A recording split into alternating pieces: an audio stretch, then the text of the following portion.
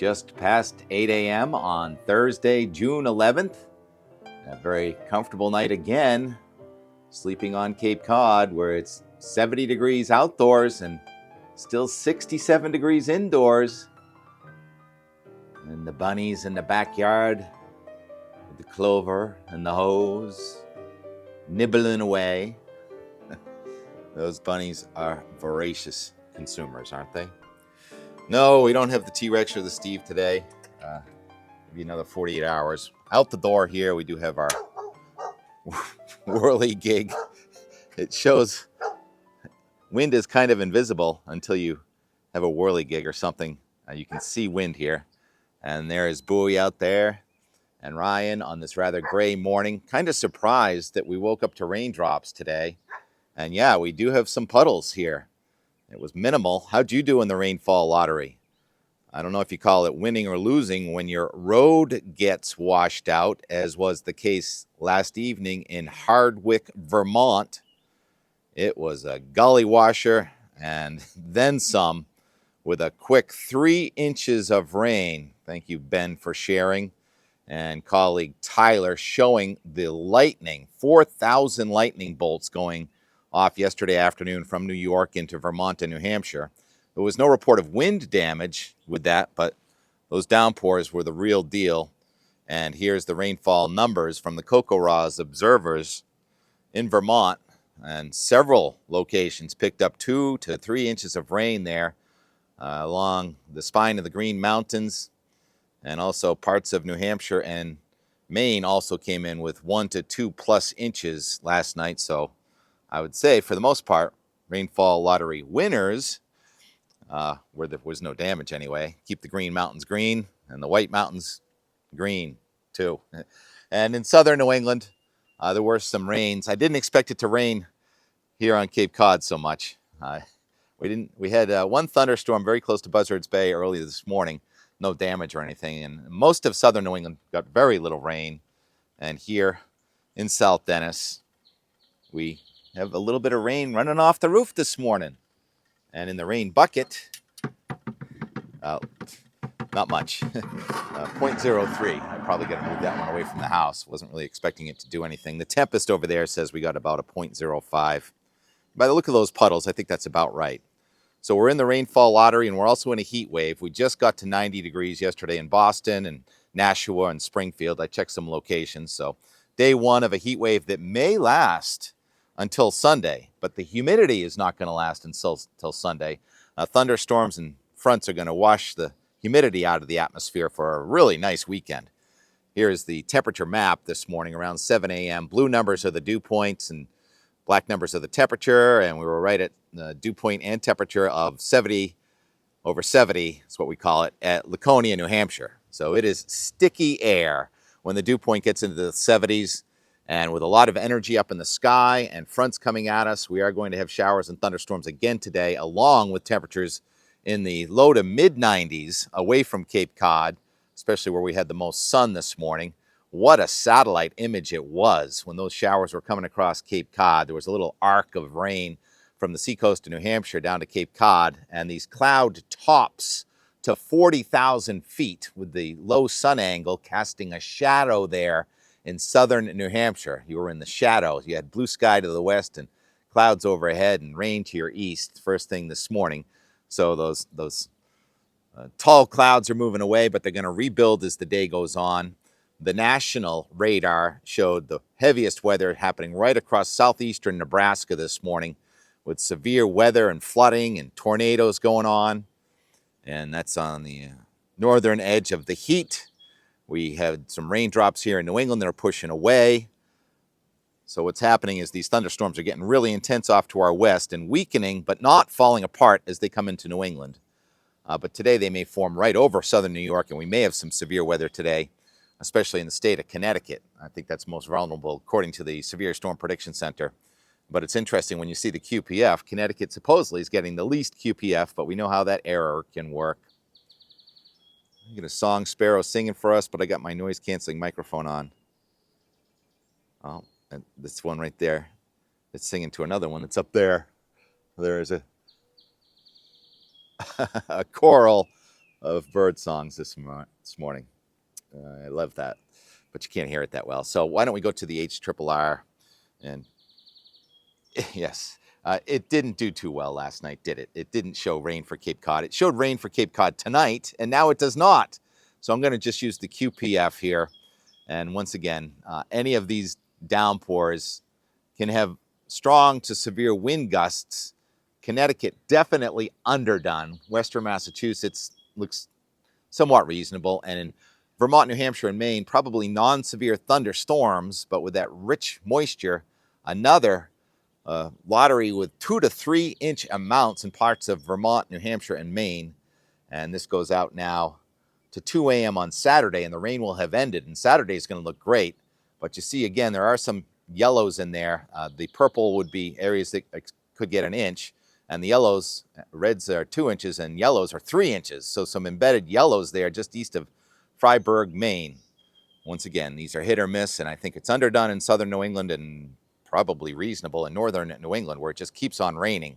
So parts of Vermont, New Hampshire, and Maine have had 5 to 10 inches of rain in the last 4 weeks, while areas like Worcester and Boston have had less than 1 inch of rain. So we need to ration that out, somehow get it into southern New England. There was some hope for that next week, but that hope is diminished again in the latest GFS, which we'll look at here in a second. Right now, I'm going to look at that little bit of blue sky, increasing sunshine here on Cape Cod. The big picture map for this afternoon, what stands out is the real deep, strong, low-pressure system up around Hudson Bay, Canada, with several cold fronts on the northwest side and warm fronts on the east side. So there is a Thursday front in New England. It's that warm front in northern Maine. So we're all in the warm sector today.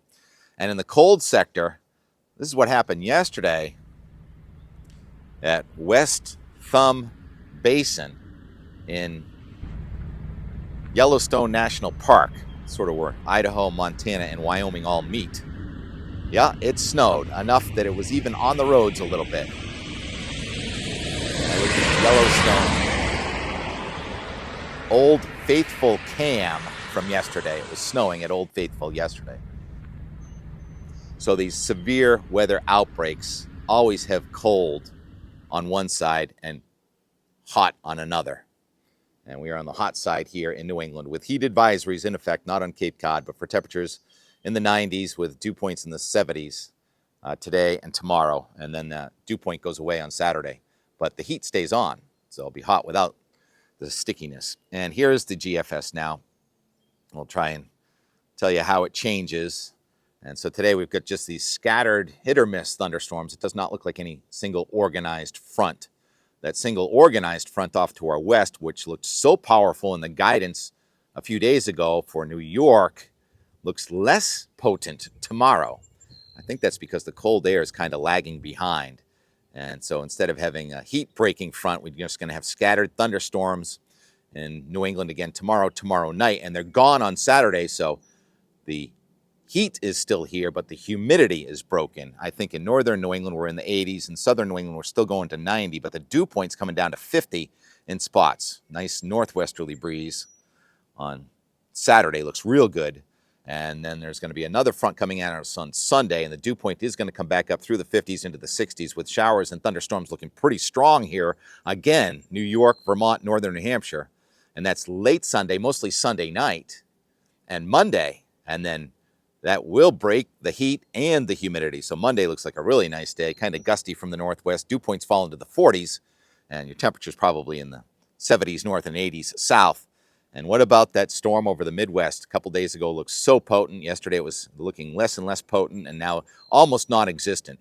But there is a cool pool there aloft on Tuesday, and that southern connection barely makes it now into southern New England. So the northern stream flow and the southern stream flow stay unfazed, and we stay unfazed, and our drought goes on in southern New England. That rain barely gets in here, and it gets warm and soupy again, but only briefly because another cold front's coming at us on Wednesday into Thursday, and that looks like our best chance for any organized rain now. I know we keep kicking that can down the road, don't we? On Thursday into Friday, another Thursday front, and then Friday looks really windy. No longer a 546 cutoff like it showed yesterday, but it is cool enough that there's instability and that feel of late spring more than early summer briefly before Saturday June 20th is where this ends now. And there's going to be a 540 upper level low over James Bay, Canada. That's read cold enough for snow up in the sky. Very unstable in central Canada. And then to our south over New England, there's a 564, 570, 576 thickness to our south. That's the real hot weather over the mid-Atlantic states. And there's a pretty potent low pressure system over Detroit at that time. It'll be plowing into New England late Saturday. But that would be a potential of rainfall for, again, next weekend. So we've had so many weekends in a row with rainfall, and it is going to rain in parts of New England this weekend, but it's mostly late Sunday. And then next weekend, still a heavy-duty moving target. So much going on. It's hard to keep it all straight, isn't it? And especially when you throw in so much loss. I'm going to dedicate today's and more to a good friend. The family called him a unique light, radiant man who belonged in many worlds and was equally himself in each of them. Dr. Stevie Nezhad, affectionately known as Stevie Ray to most of us. I knew him from the worlds of weather and skiing and the beach. He was philanthropic, donated to many of our Blue Hill Observatory events. There he is with Charlie Orloff a couple of years ago at one of our fundraisers. That's where I met him. I met him on Beacon Hill, actually. That's where he lived with his family on Beacon Hill, and he came to the fundraisers we had at the AMS too. And he also bought a tour of the East Dennis Oyster Farm, which we still owed you, Steve. Steve should be celebrating his 56th birthday, but instead we're bidding farewell to Steve. It's a really tough one. My last communication with him was he was on the chairlift with the family there in March at Jay Peak. So we knew each other from Blue Hill, from the beaches, from Beacon Hill, and also from Jay Peak. And I just can't believe gone way too soon. So we dedicate yesterday's and more to you, Stevie Ray. And more. Let's start it very early in the day. It's still comfortable outside. The dew point's still just about 60 degrees. The temperature's about 70. And our grass is still green. We've had just enough rain to keep it green. But as we approach the solstice, we need some good rains to keep it green. And I'm not sure how much good rains we're going to get. So I'm going to do some watering. And I think we're going to the beach today. We're going to go out and check the state of the plovers and the oysters. Oyster farmers and plovers have a mutual disrespect for one another. Just about 12:30, north side of Cape Cod. There's Quivet Creek over there. There's an oyster farm on the other side of that dune. Excuse me, boss, but why are we not driving to the oyster farm? Because we have endangered birds, the piping plover. The piping plover? Yes. Do the plovers respect you because you carry this stuff all the way out there? What's the difference with you? Plovers don't care if I live or die, okay? And how do you feel about the plovers? It's equal. It's a mutual disrespect? Yes. I was wondering about that. But the feds say I have to care, so of course I do. Maybe we can take a skiff. You know anybody with a skiff? Anthony has a skiff. Oh, man. Some pretty green vines there, too. This is so nice. Poison ivy. You say that to all the guys.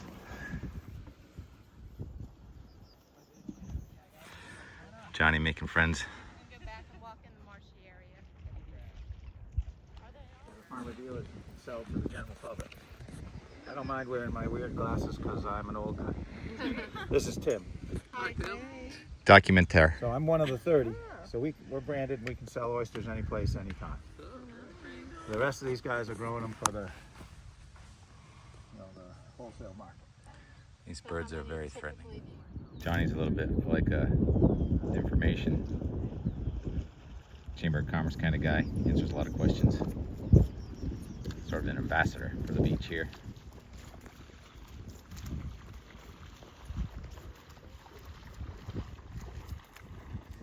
In Dennis, there's a brewery called Devil's Purse. And this is their logo. Devil's Purse. Skate egg case. Skate egg case. Why do they call it the Devil's Purse? I don't know, Tim. Because it's got devil's horns. Is that speculation or is that fact? Just made that up. what we do. Every high tide cycle, we make up a new, non-existent thing. He says he's making a Do not table. throw plastic into the ocean. Or balloons. Or anything. There's no reason to do that. Boy, it's a lot of work for one oyster. That one's, that's just a dead shell. This. And this.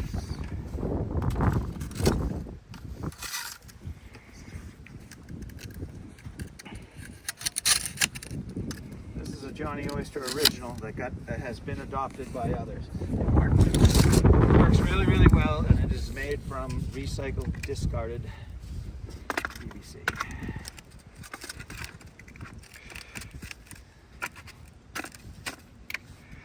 Now you got yourself a platform to work from. First-rate work table that lives out here. Nice. How about that? Hello. Right, here's the babies. Here's the babies. Oh, the nursery. As you see, How's the nursery doing? nursery's doing really well. They're growing beautifully.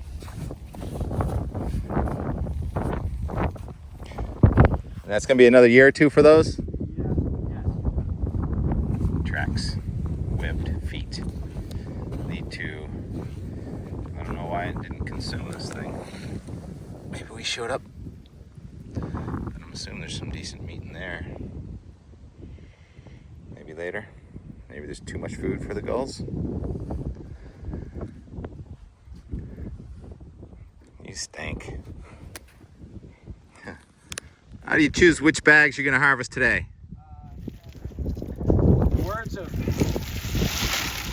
David Collette, quality doesn't cost, it pays. You say there's no need to rush? Is that what you There's say? no need to rush. Well, I like to live not in a hurry. I think it tends to make a more relaxed I don't have state to, of mind. it doesn't matter if I sell it today or in September. You know, it's got to be ready, it's got to be quality. I assume that my clients know the difference, and they do. Most of our business is repeat. Who's David Collette? Garage door guy from Dennis, you know him. Yeah. Wow, these oysters are very clean. These are my buddies. But they get covered with barnacles. They're my friends. You're freeing the periwinkle? Well, it restricts their movement. These guys clean my oysters. Most effective use of my time, but it makes me happy, and I'm 67 years old. I love that philosophy. And I'm going to clean the barnacles. Look at this. They'll just go happily about their business. We work together now. Why will there be no more barnacles that Because you... barnacle sets in the spring. Ah, so if you clean your barnacles now... It's like the pine and oak catkins that are all over your car, Tim. That's a Ah, spring thing. nice. Now it's done. And so these babies are going to live another year. They'll live barnacle free until next spring. And then maybe we'll get a lot, and maybe we won't. All right, well, I'll distribute one per bag. There's one for you. There's one for you. There's one for you.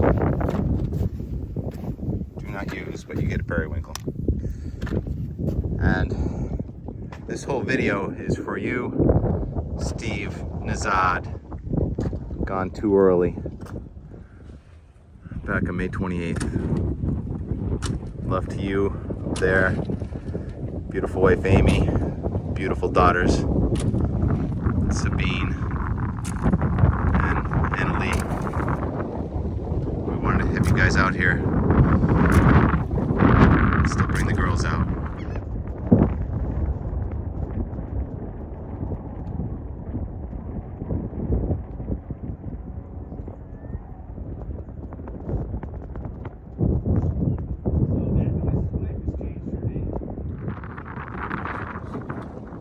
John's here. Haven't seen John since opening day of blue crab season. How's blue crab season going so far? I go once a week. Real good. I always get them every time. Wow, these oysters look... These are dirty. start out like. Yeah. That's So what it looks like when you have millions of oysters you can't get to. yeah. So kind of separating the good boys from the bad boys. Yeah, just giving them some breathing area. And, Calls this a smoker. Yeah, he says just go like this. He smokes them, and then what'd you say? A little olive oil and butter, a little salt, a little bit of garlic confit. so technically it is called a pointed oyster. Yeah. Neat. Didn't know that. John doesn't have pointers. He's got big round ones.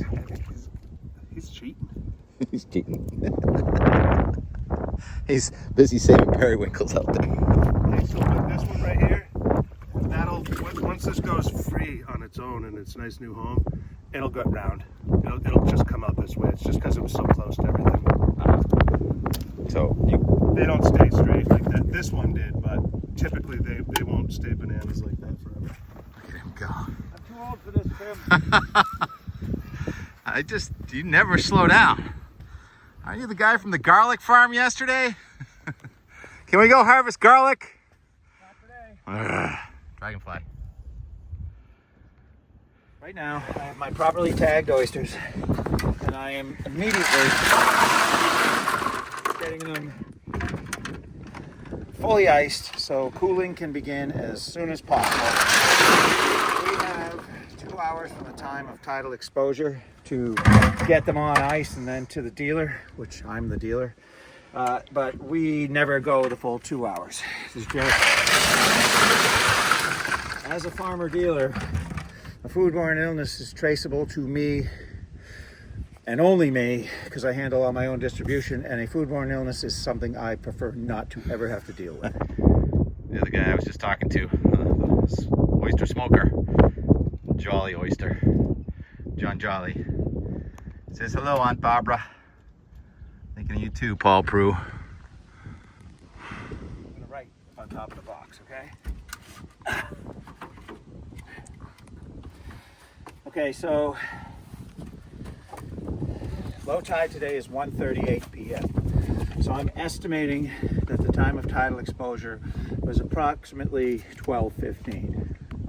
And although I'm supposed to certify that, I refuse to certify it because I'm not here to see it, so I will only certify to estimated time of tidal exposure. However, the 1:38 tide, low tide, I have at 1:42, I have iced, the oysters are on ice, which is, this is my master tag. As a dealer, I can use a master tag.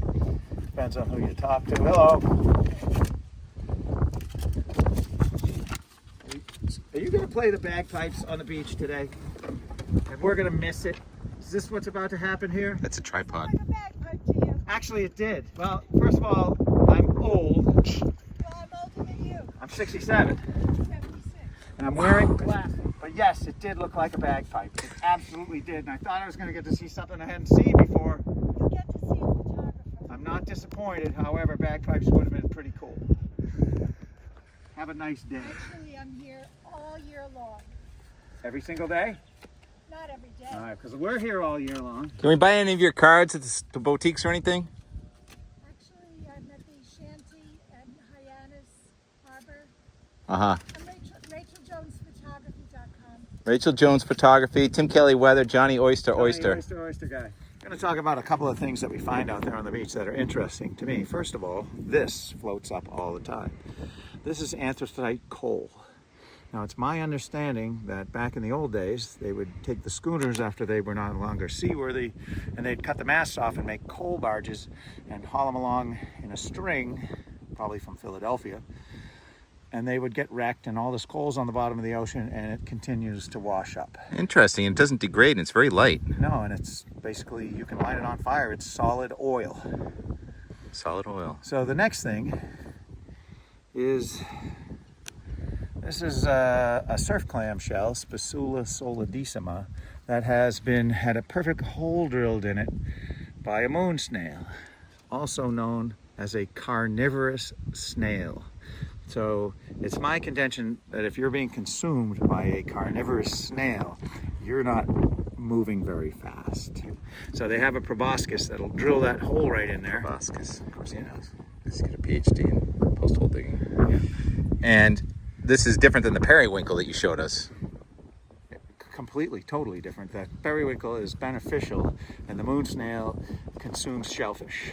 I'm gonna have to find a moon snail so we can interview it and ask it what. I didn't see any out there today, but they're much bigger than the periwinkle in their adult form. This is my oyster harvesting handbook, known as the Vibrio book.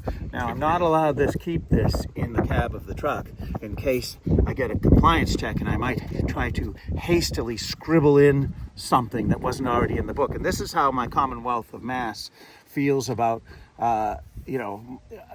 my ethics situation. They don't trust you. They don't trust me. Well, I'll tell you what, I'll keep this in the cab of the truck. And where else would you keep it? you're supposed to keep it in the bed so you don't have access to it. So I am a compliant dealer. And as a compliant dealer, the safety and verifiability of the shellfish is very important to me. They want you to drive around that. I have to drive around with this in the back of the truck. I can't have it near me in the cab. And I'm like, this is gonna be in the cab with me. If you don't trust me that much. And no plovers were hurt in the harvesting of these oysters. The state government treats me as a compliant taxpayer. They treat me like a criminal. Who works for who? Who works for who, Tim? They work for us. Fortunately, the guys on the ground and the women on the ground, the inspectors and the EPOs and stuff, they know better. They know who the bad guys are. And after 25 years of complete compliance, there's a certain amount of trust has been built. He's allowed to hold the harvest logbook in his hand. Wow, what a gracious country we live in. They take the attitude, they know I'm doing something wrong, and they're going to find it. That's not the guys on the ground and women on the ground. Okay. That's the people in the offices. Sky waves. First day, Lily. Coming on strong. I work for people Altocumulus, cirrocumulus. Something's going to happen. Locusts. What a fun sky we have going on right now. Well, I get your point. Look at that texture. Hi, Allison.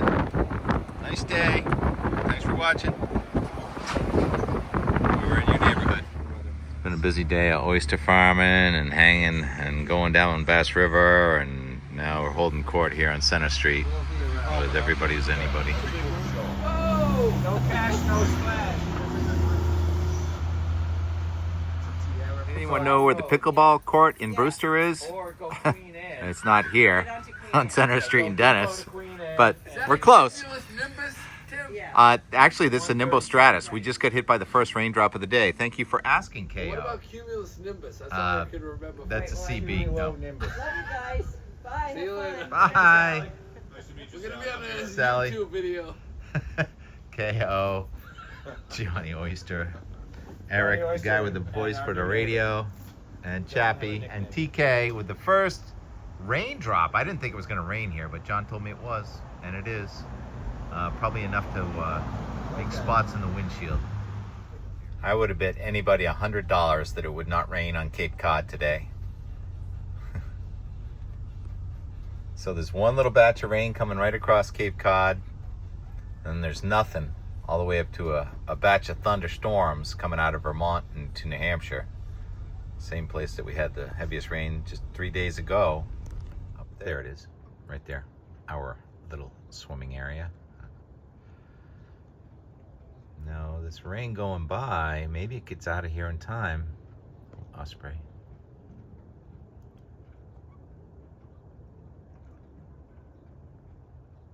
Maybe it gets out of here in time. We get a nice sunset. Maybe a rainbow? If we do get a rainbow, certainly going to credit Steve Nezhad up there blessing us.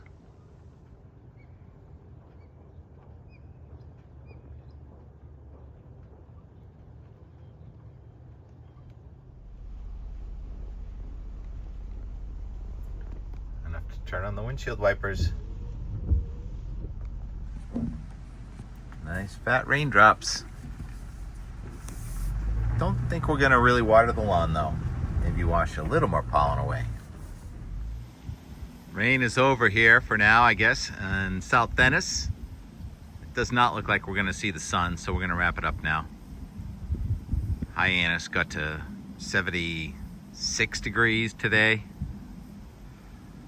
It was a real pretty morning, and there was definitely a difference between the south side, cooler, than the north side. I think when we were out there on Crow's pasture, it was probably close to 80 when the sun was out there for a time. And then we had that evening shower. Not enough to water the ground. Just enough to dampen, put spots on the windshield. Oh, look at that. Little lull here on the whirligig and Weymouth. Again, the clouds thickened up. So to have some rain on a Wednesday is usually a good sign that the weekend may offer improvement.